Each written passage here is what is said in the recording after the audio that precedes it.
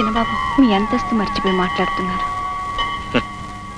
అంతస్తుల కోసం మనసుని మమతని లెక్క చేయని మా నాన్నగారిని కూడా ఎదిరించి వచ్చాను. నీ మనసు నాకు, నా మనసు నీకు తెలుసున్న నమ్మకంతోనే సగర్వంగా ఎదిరించి వచ్చాను. అమ్మా, నువ్వు ఇక్కడున్నావా? నీకోసం నేను ఎక్కడెక్కడో వెతుకుతున్నా.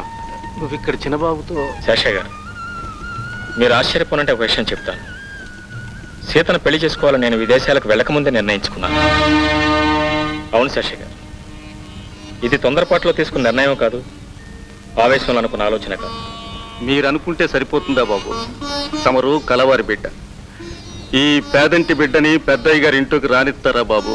పోనీ నన్ను మీ ఇంట్లోకి రానిస్తారు బాబు. శేషయ్య గారు, మనిషికి మనిషికి మధ్యన ఉన్న అడ్డుగోడలు కూలిపోతున్నాయి. రేపటి మనిషి మనుగడకు వాళ్ళ మనసులే సమాధానం చెప్తాను. ఇప్పుడు మీ సాక్షిగా, దేవుని సాక్షిగా సీత నేను భార్యాభర్తలం కాబోతున్నాను.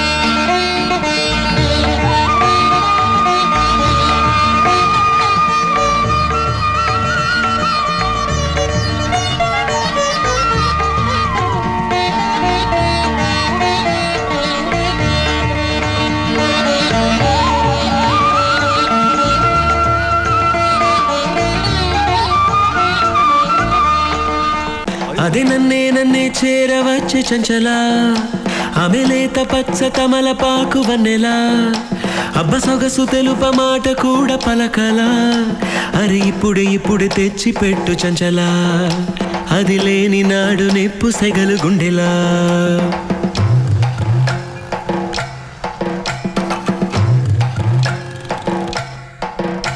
అది నన్నే చేరవచ్చే చంచలా, ఆమె లేత